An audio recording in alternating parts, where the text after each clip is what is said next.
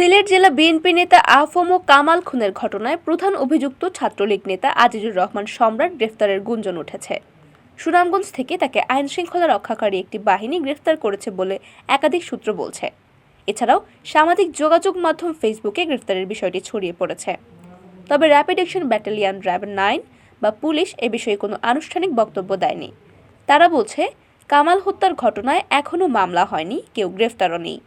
তবে গ্রেফতারের চেষ্টা অব্যাহত রয়েছে বলে জানিয়েছেন তারা।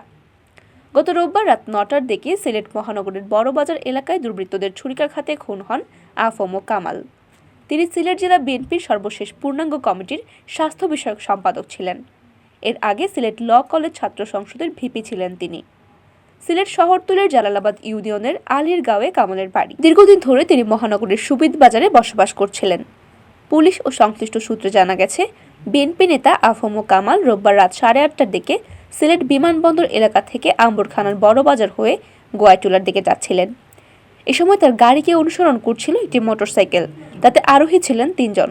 পরে আরেকটি মোটরসাইকেলে থাকা 2 ব্যক্তি বড়বাজার 118 নং বাসার সামনে কামালের গাড়ি গতিরোধ করেন। পরে তাকে এলোপাথারি ছুরিকাঘাত করে খুনিরা পালিয়ে যায়। স্থানীয়রা কামালকে উদ্ধার করে ওসমানী মেডিকেল কলেজ হাসপাতালে নিয়ে গেলে কর্তব্যরত চিকিৎসক তাকে মৃত ঘোষণা করেন। মূলত অতিরিক্ত রক্তক্ষরণেই মারা যান তিনি। এ বিষয়ে ওসমানী মেডিকেল কলেজ হাসপাতালের ফরেনসিক বিভাগের প্রধান শামসুল ইসলাম গণমাধ্যমকে জানান, কামালের দেহে 25টি ছুরিকাঘাত করা হয়েছে। তার বাঁ হাতে 16টি, বাম বগলের নিচে 2টি, বুকের বাম পাশে 1টি ও বাম পায়ে 6টি আঘাতের চিহ্ন রয়েছে। বিভিন্ন সূত্রে আরও জানা গেছে, সিলেটের বিএনপি নেতা আফম কামাল খুনের ঘটনা পরিকল্পিত।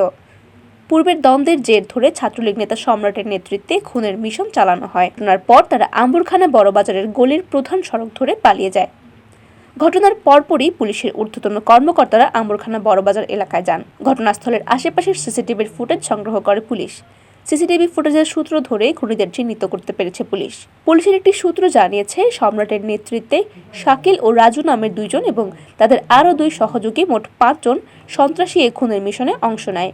তারা পরিকল্পনা করে এই খুনের ঘটনা ঘটায়। ঘটনার সময় বিএনপি নেতা আফম কামাল ড্রাইভিং সিটে ছিলেন। এই অবস্থায় তাকে ধারালো অস্ত্র দিয়ে আঘাতের পর আঘাত করা হয়। মাত্র 2-3 মিনিটে ঘটনা ঘটিয়ে তারা চলে যায়। আর খুনিরা চলে যাওয়ার পরপরই প্রত্যক্ষদর্শীদের কাছে হামলার বিষয়টি স্পষ্ট হয়। পুলিশ সূত্র জানায়, কামালের ট্রাভেলস ব্যবসা রয়েছে। এক বিদেশযাত্রীর ভিসার টাকাকে কেন্দ্র করে অক্টোবরের শেষ দিকে ছাত্রলীগ নেতা আজিজুর রহমান সম্রাট ও তার দলবলের সঙ্গে বিরোধ সৃষ্টি হয় আফম কামালের। এই নিয়ে মারামারির ঘটনাও ঘটে। এই ঘটনার পর আজিজুর রহমান সম্রাটের পক্ষ থেকে সিলেট কোতোয়ালি থানায় একটি মামলা দায়ের হয়েছে।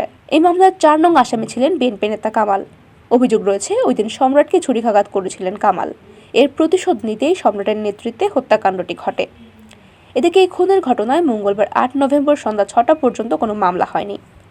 এসএমপি এয়ারপোর্ট থানার ভারপ্রাপ্ত কর্মকর্তা খান মোহাম্মদ মইনুল জাকির সোমবার সন্ধ্যায় বলেছেন, কামালের ভাই মইনুল বাদী হয়ে থানায় মামলা দায়েরের প্রস্তুতি চলছে।